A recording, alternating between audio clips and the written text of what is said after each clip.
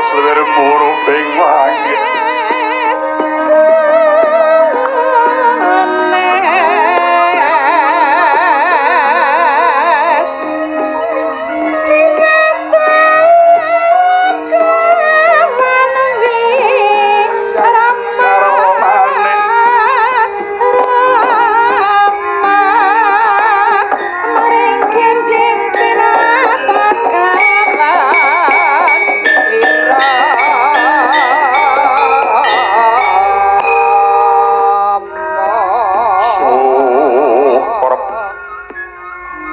Pitana.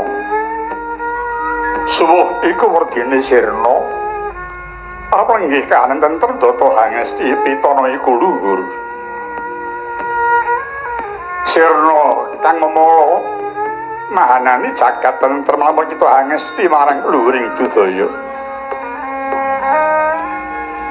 Tuh menika wangson amrani tetinggalan wayang Purwa ingkang wiwit kina sembada dadya tuladha ambangun jiwa. Para sing gendhing minangka pepeling ngrumpaka kang minangka purwakaning carita. Tuh menika gumaring nagari Ngastina. Gajaya liman benawi sinepat ing Kuru Janggala. Mila awasta nagari Ngastina kalebet ing uniyasaning Prabu Nausaya Prabu Asnimurti. Sinebat Gajaya liman benawi labet urmuhun tilas kedatoning Dritangga. Awasta Kuru Janggala dadi pemut kedatoning bangsa Kuru. Nagari Ngastina dumadi saking Banjaran yen Cinandra Prasasat Pratisara Rukmi. Harga kang akasa kinepung Waladri kinari sekarang kitri tinempi benawi. Mila Praja Astina pansirebat Wara Sundari kang werdine bumi pinilih. Para katang hamung tani teken taberi tansah tekun angolasita ora mokal temah-tekan ing KSD. Lumbung paricinan di dados Raja Sanegari cekap ing ayen turah ing wuri. Para taruna manunggal sedya purita marang Sang Waradija akal ing pawiyatan hangat cap dadya janwa ingkang sujana.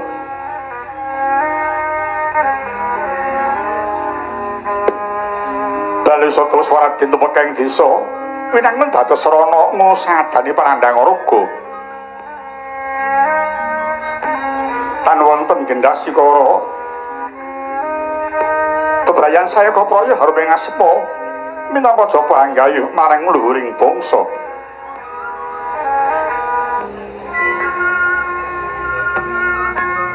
Lenggih wawa kocapa ingkang minangka sangsa nganggo nagari Ngastina wonang jejuluk Prabu Duryudana karana Nalendra rasa ing pamuja iya Prabu Suyudana suyut marang kepingil dana marang paweweh.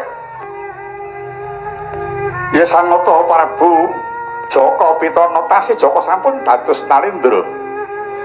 Ya Prabu Jaya Pitana Nalendra ingkang minangka pangasaning para prajurit. Ya Sri Gurupati nenggih menika tasih turasing bangsa Kuru. Ya Prabu Gendari Sutaya garing Sang Dewi Gendari ya Sang Drestarastra Siwi putra Sang Drestarata. Iki sanata Prabu Gandharya ratu turasing Ratu Gandhara. Inggih tri pamangsah labet Sang Prabu lair jampet tiga. Iki jejuluk Prabu Kurawendra nenggih ngaratoni kadang 100. Wata kaya mangkono ing mangke mboten nyarengi dinten pasewakan mila Sang Prabu amung mirunggan miyos ing Pandhapi Agung. Kaya para mban kang sampeyan ngambil upacara kaprabon mesti kahan jajal lenggah nenggih Sang Raksiwara Bisma ya Sang Dewa Brata ya Gangga tanaya wingking saking pertapan Talkanda. Datan kantun werni warangka ngasta wingking saking plasa jeneng nenggih Raden Patih Harya Sangguni. Ya Patih Harya Semanja Sang Trigantal Pati ya Radian Harya Suman. Ing wonten kasambet swaning Radian Karta Marpa saking Sekar Cindhi. Amung padhang dawuh Sang Gurupati teka mangkono. Wijining Sang Bisma mecah marang sepeding kang suwasana.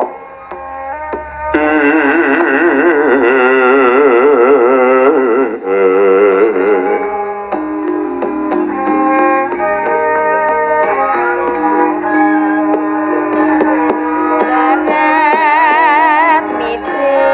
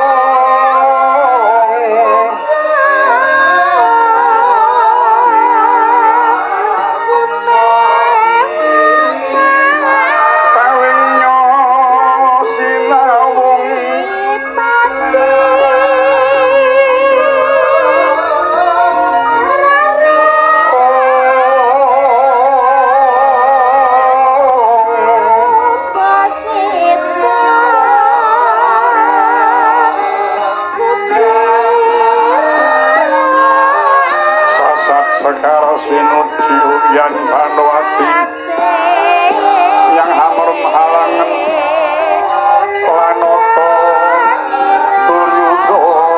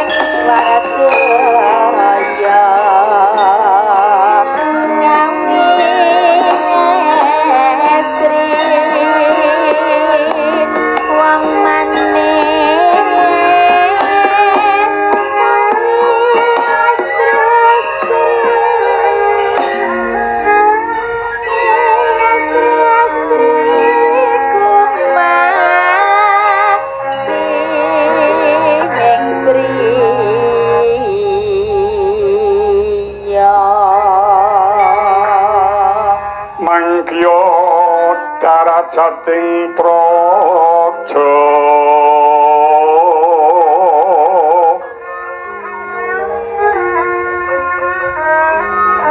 kawuryan wasunyaruri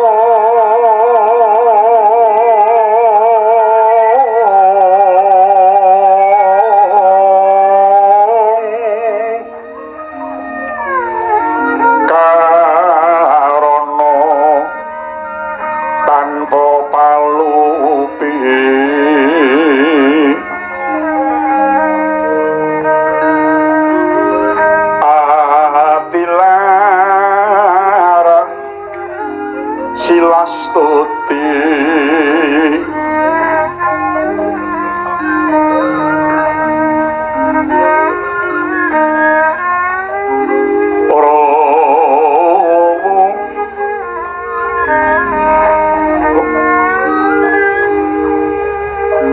Sarjana kelu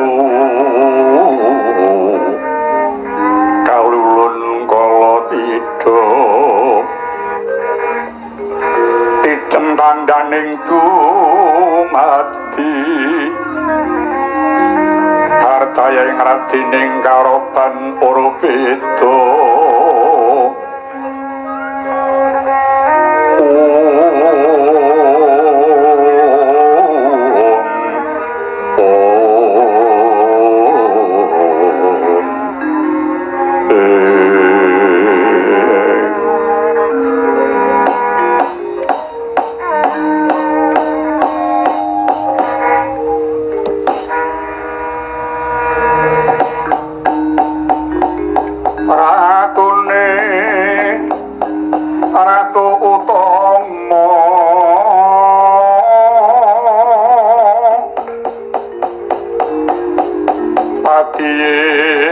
patih linuwe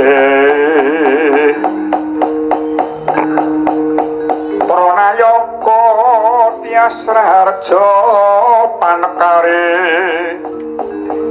becik-becik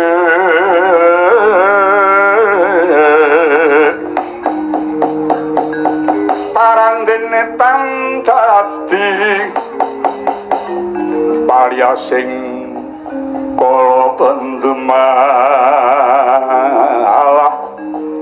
mangkin handatra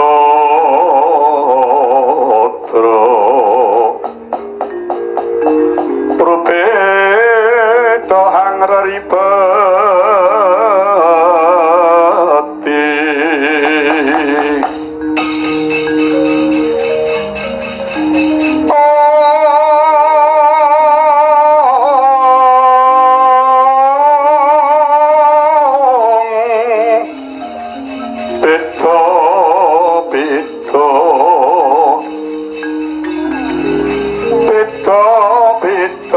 hartane wong sak negara yo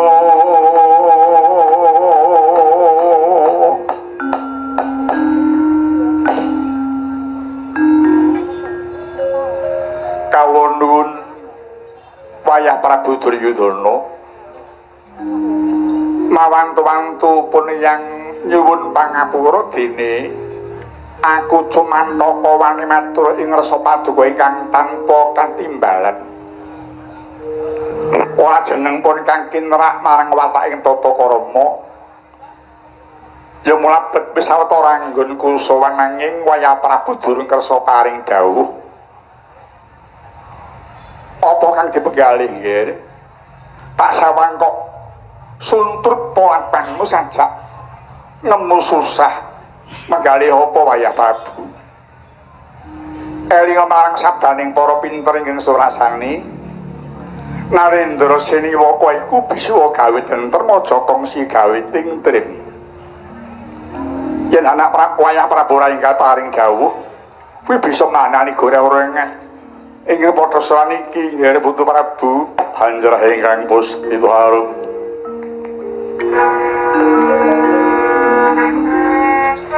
kasliring samirana mrih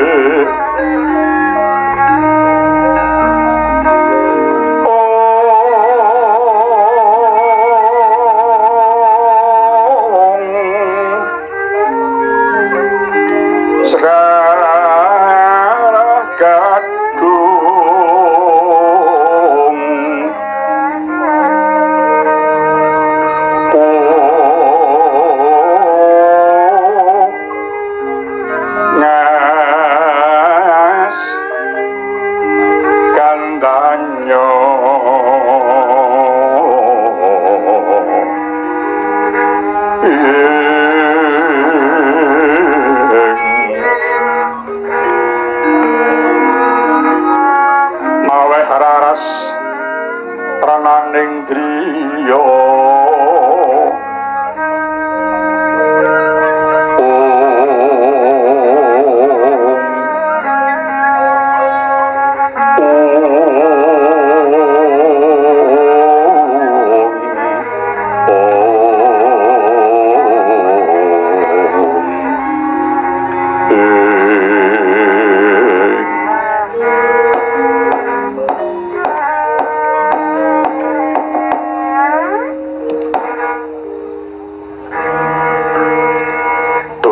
yang Aksiwara Bisma mawantu-wantu kawayah nyuwun pangapunten dene yang bermangsa sawetawis lenggah namung kula dereng matur ing saha paduka Kanjeng Hyang Peremban. Iya ora dadi apa wayah Prabu keparapun yang enggal nyuwun dawuh nggih tumuli dawuh marang yang ing Palkandha iki wayah Prabu. Nggih. Kaluhuran sabdaning Kanjeng Hyang ing Palkandha wekdal menika nembe sisah manah kula. Sisah manah namung labet mrihatosaken dhateng lekasing para Pandhawa. Pandhawa sampun ecal tata kraminipun. Sampun ecal subasitanipun. Lho. Mengko dhisik wayah Prabu paring dawuh yen Pandhawa kuwi ilang subasitane ilang tata kramane kuwi kepiye nalari Hyang Peremban wekdal menika Pandhawa ambangun pura kencana inggih bangun Indraprastha. Iya aku gawa semereng yen wektu iki Puntadewa sakadang lagi ambangun pura kencana ya bangun Indraprastha. Terus ana sambung ngrapete apa? Susahe ngatimu karo bab oleh bangun pura mau nggih. Hyang Peremban. Ngamarta mesti menika rak mboten tebih. Sabab menapa? Pandhawa mboten nyuwun palilah kaliyan Duryudana lan rumiyin. Cetha sanget piyambakipun menika ngepal mestaka ngilani dadanipun Duryudana. Ngentekan bobotipun pun Kurupati. Kula boten badhe elik-elik Pandhawa bangun. Mbetah ngertos dhateng wataking tata krami. Iya. Yen pancen kuwi sing digawe sabab mengko aku bakal kandha marang Pandhawa supaya matur marang wayah Prabu nggone bakal bangun pura kencana. Tumaraping Bisma oleh bangun kuwi waton ora nglonjok mestine tak ora apa-apa to nggih. Ora apa-apa. Namung ketingal sanget gembila Puntadewa. Semekean. Rumaos kang sugih Bandaraja donya. Piyambakipun boten ningali para kawulanipun ngawarta. Para kawula wis padha ngagak-agak uripe. Ewa dene pamer kesugihan umuk marang Bandaraja donya bangun pura kencana. Kasuwun aja nganti kelantur sabdaning wayah Prabu. Manut keterangan yang tak tampa pambanguning pura mau dipercayake marang Buyut kuwi sanggene ingkang dipandhigani para remaja muda ing Ngamarta. Nggih wayah Prabu ora kok jeneng Pandhawa umuk Pandhawa pamer kuwi tak kira ora. Pandhawa mbangun kuwi wis dipitung kanthi genep wis ditimbang sing kanthi adil. Lan maneh pambanguning pura mau ora bakal ninggal marang apa kang dadi kebutuhan bebrayaning praja Ngamarta. Luwih-luwih Puntadewa kuwi ratu kang wis kalupa nalendra kang jiwa kawula. Mau samu bareng apa wae dheweke ora bakal ninggal marang kang dadi kebutuhan kabeh para kawula. Lahir batin Pandhawa ku mutasa budidaya murih warga Ngamarta bisa gumuyu lan bisa ngrasakake kamardikan kang sejati. Ora kok jeneng pamer bondo kuwi babar pisan ora nggih. Aja kleru tampa. sak ngertiku Punta Bima Janaka kembar kuwi ora tau pamer bab perkara Bandaraja donya. Lan emung nengenake marang kautaman, nengenake marang kebejian marang sapa wae. Mau tak jaluk kanthi banget, supaya Prabu aja nganti gampang oleh menggalih kanthi ora becik itu marang Pandhawa ya nggih. Kepareng kula nderek matur sinuwun. Iya, pamenar matur apa? Bares kures kula kasita blakutang terus terang raos kula boten benten sinuwun Duryudana. Kula ingin boten sarujuk dhateng lekasing para Pandhawa. Kula boten cocok dhateng lekasing Pandhawa. Leres Pandhawa menika ngetingalaken ngogrengaken wangkinganipun. Pandhawa sampun kesesaan niket wanuh-wani nyakutak dhateng anak Prabu Duryudana. Sepinten tebihipun ngamarta dhateng Ngastina. Kedahipun Puntadewa ingkang sowan mriki menapa Werkudara, menapa Janaka, menapa Nangkul Sedewa. Lah kok namung nawala-ulum ingkang dipun aturaken dhateng anak Prabu Duryudana. Dados sampun cetha bilih dening Pandhawa anak Prabu Kurupati menika derajatipun ampun dipun sampeaken kaliyan nawala-ulum kala wau nggih. Kula sangat boten arana boten cocok anak Prabu. Lha kedah patukan anak Prabu rumeksa dhateng Asma Paduka. Puniku paduka anak Prabu Duryudana. Kose sengguni kula penemban. Sira kok matur ora cocok menawa Pandhawa ngaturi marang Kurawa kuwi Pandhawa oleh ngaturi keterangan marang wayahku Duryudana iku kepiye to? Kula ngertos piyambak ingkang serat namung ulemipun sanes Puntadewa sanes Werkudara Janaka Nangkul Sedewa. Nek sampun cetha sampun wenteh bilih anak Prabu Duryudana dipun sampeaken kan ulem kala wau penemban. Suman tak kandhani ya. Ngastina apa Ngamarta kuwi ana wong duwe gawe ya layang sedana kang minangka dadi gantine sing duwe gawe. Wis lumrah, wis merowat. Dan nganti para tamu kuwi di nyuwun dirawuhi dhewe-dhewe njur sok kapan rampunge. Ya ulem kuwi mau sing dadi wakile. Hanya kita boten ngaten. Lho piye? Nek kula iki boten ngaten, kedah ngaosi dhateng Sinuwun Duryudana. Perkawis tamu sanesipun dipun ulemi monggo ning menawi kaliyan Sinuwun Duryudana nggih aja ngono ta. Kedah hemut, Pandhawa kedah hemut. Pandhawa pikantuk kamukten menika saking sinten? Sampun dipun paringi wana marta kan Sinuwun Duryudana muka Pandhawa saged pikantuk kamukten ngantos inggih sepriki Pramban. Sengguni kula yen kowe ora mudeng bab perkara sejarah Ngastina aja sok omong ya. Kowe iku ndak keweleh. Ndak keweleh. Kok kowe omong yen Pandhawa nitil Labuhan iki jane sepi to? Ketoke mripatmu kuwi melek ning jebul atimu picak sengguni.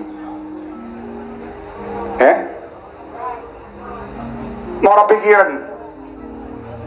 Pandhawa untuk kamukten kuwi oleh babat alas lan maneh kowe aja ngrebek bab Ngastina nek ora ngerti. Besok mau sing duwe wewenang wae aku ora tau mikir bab negara Ngastina. Tak lilake Ngastina waton putuku padha rukun uripe. Lah kok kowe dudu wong kene kok matur kaya ngono Kowe ngerti ora sejarah Ngastina kuwi? Kok emu ngentenge lambe ucapmu kaya ngono. Sing ora nitik malah kowe jane. Kowe sing ora nitik. Coba aku takon. Kowe dadi patih biyen kuwi sing milih kowe sapa? Sing milih kowe sapa? Ora ana sing milih dapurmu ni. Kowe kuwi dadi patih sing ngangkat Pandhu Dewanata. Pandhu kuwi bapake Pandhawa. Lho. Mbaya kowe iki nitik ing ngatasé Dewi Suda bapakne kok karo anake kudu arep mateni wong iki piye wi? Mulakane Sengguni. Kowe ndi pikiran ki kudune ku mikir sing becik-becik. Aja kok pikir menggo arep ngapusi wong, bae ku ya aja Sengguni. Ngelingan kowe kuwi rangka dalem Ngastina. Tumindakmu dadi tepet tuladhane para warga ing Ngastina iki, diulatke para warga Ngastina iki Sengguni. Jadi cetone kowe ora nitik lalebane Pandhu, aja to lemah menungso. Kowe iki kok kalah karo sing mbaung kae.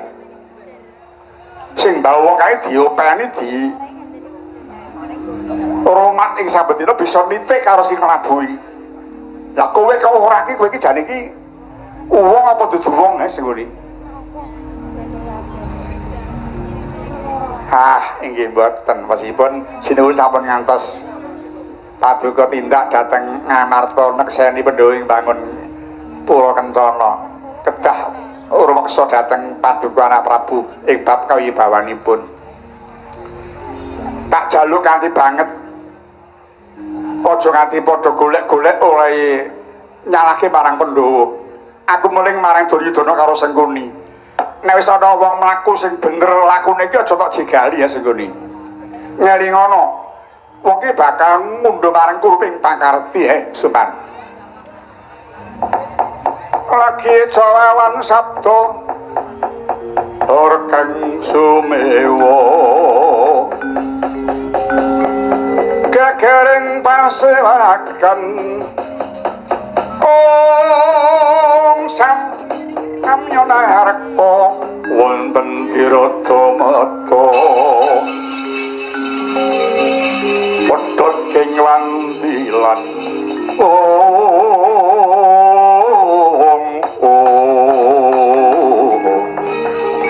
niat langening kalang yuwana klara banda puncara timbang lerka konai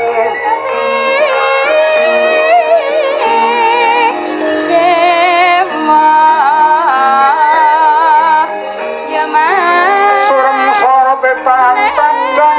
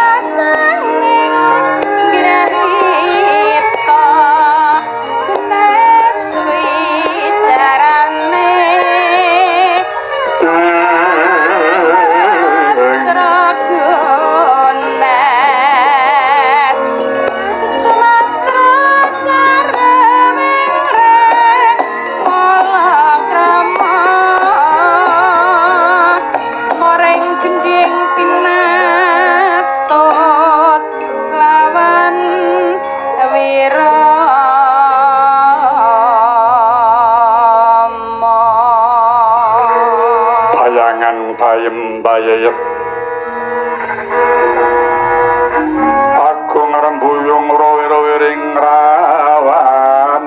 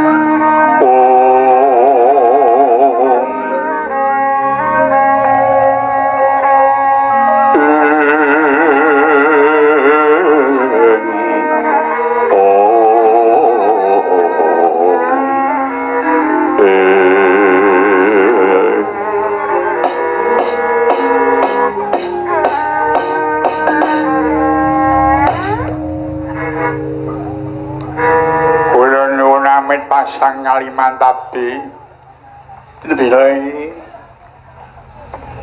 Dursila Jiti cedak teng Tirta Soma Sinun mawan-wantu nyuwun pangapunten dene kula wani minggah ing pandhaping tanpa tinimbalan. Yo ana Bumi Sagung pangapuran ingsun. Paman Patih wonten timbalan sinuwun. Ana pawongan kok aneh. Inggih kula inggih ningali menika wonten titah kok tugelan. Inggih menika celeng ngandhap kok Benawa marpa purbanen paman. Istaken dawuh. Manggota kisana Pinatur Harjo swanana ing ngasaning sinuwun kene kisana. Kula nuwun inggih wilujeng sowan kula Niskalala. Wangsul sungkem kumugi katur. Iya tak tampa. Wah, ing atase buta caleng kok gendhem tata kramane. Aja kok sengguh aku mitambuh jalaran durung tawuruh ora neh yen aku durung wanuh. Morat Diagi Prasaja sireku pawongan saka ngendi sapa kang dadi pracekamu? Nuni Raden ngaturaken penuwun keparing dangu jasad kawula. Kula ngwingking saking nagari Ujung Gribik kasetipun Gusti Kula Sang Prabu Nilotaksaka nami kula pun Detya Celeng Demalung. Saka Ujung Gribik jenengmu Celeng Demalung. Kula napa nggih. Maca aku takon ndang menapa. Aku kerep krungu tembung Ditya. Janjane Ditya ki apa? Oh, inggih Raden. Ditya menika sesebatan pangkat. Menawi cara manungsa menika sami kaliyan tenggung ning menawi yaksa menika Ditya. Oh, dadi yen yaksa kuwi Ditya yen manungsa lemah tumenggung kula nuwun inggih. Kula nuwun sewu paduka menika sinten lho? Ah, wanuhna. Aku Rangka Ngastina mburi saka Plasa Jenal jenengku Sengkuni. Ya Harya Sumanja Trikanta Pati. Oh iya, Raden Patih Sengkuni kepala nyata. Sira semangka swan ing rasaning Sinuwun Duryudana kuwi ana parigawe apa Celeng Demalung? Nggih, Raden Patih. Sowan kula mriki wigatos namung badhe nyuwun senjata pitulung dhumateng Sinuwun Prabu Duryudana. Arep nyuwun tulung nggih, bab perkara apa? Lah ngaten. Wekdal menika negari Ujung Gribik ketaman pagebluk Nayangkara. Awis sandang tuwin tedha. Kathah para kawula saged enjang sonten tubuhing pecah. Mengatakan menika ngantos sehingga semriki pini sepuh Ujung Gribik paring keterangan boten badhe kelampahan sirep dahulu kala wau menawi boten tinumbalan tiyang ingkang kagungan Ludira Seta. Ing mangka Sang Prabu ing Ujung Gribik boten ngertos ingkang menungso getih putih menika sinten. Lha kula lajeng kagawan sowan mriki nyuwun menika Raden Patih. Oh, mengkono inggih. Kowe arep golek wong kang getih putih kanggo tumbal lakar kaluhuran. Ora kleru sira sowan mrene. Lan ora kleru yen pitangkon bab wong kang duwe getih putih kowe tak kandhani ya.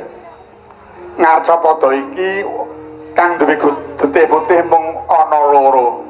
Siji Pendhita Buta jenenge Begawan Bagaspati saka ing Hargabelah ning wis mati. Kang kapindho Ratu Ngamarta ya Indra Prasta jenenge Prabu Puntadewa kuwi ratu getih putih. Mekaten iya sira mau matur arep golek wong kang getih putih kanggo tumbal tegese bakal tok pateni lakar kaluhuran. Lah syukur bagi sewu.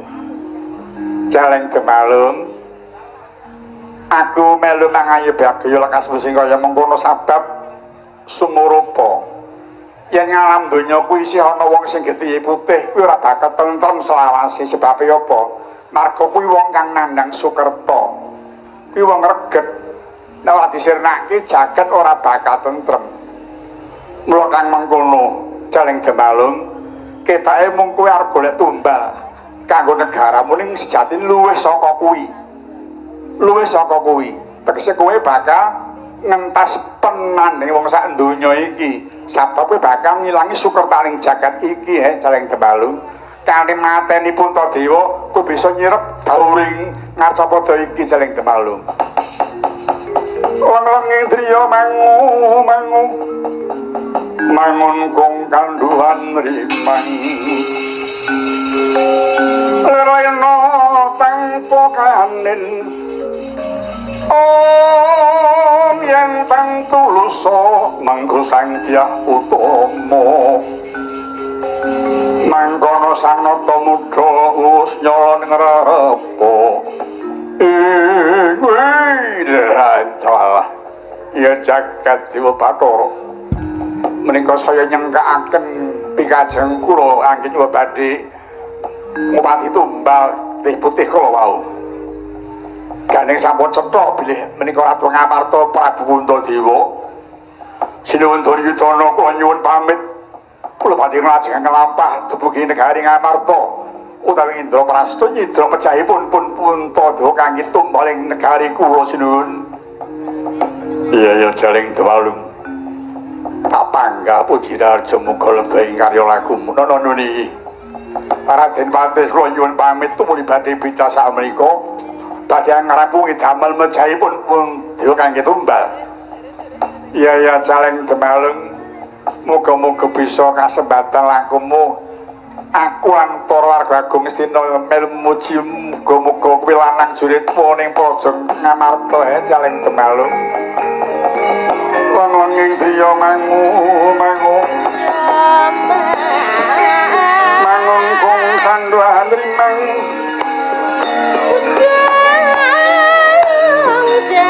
nyuwun pamit nyuwun ya Pak Sabedara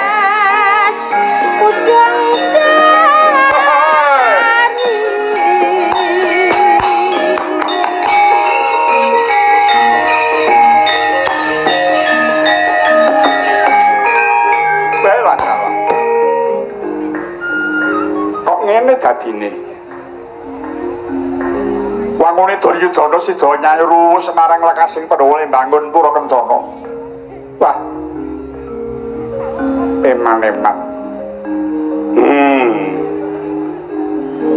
Bisma ora ana gunane mapan ngono kene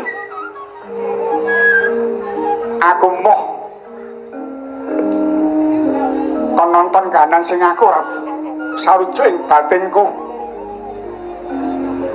Duryudana elinga nandur ngunduh utang nyaur aku mau kumpul sing watake iblis kaya iki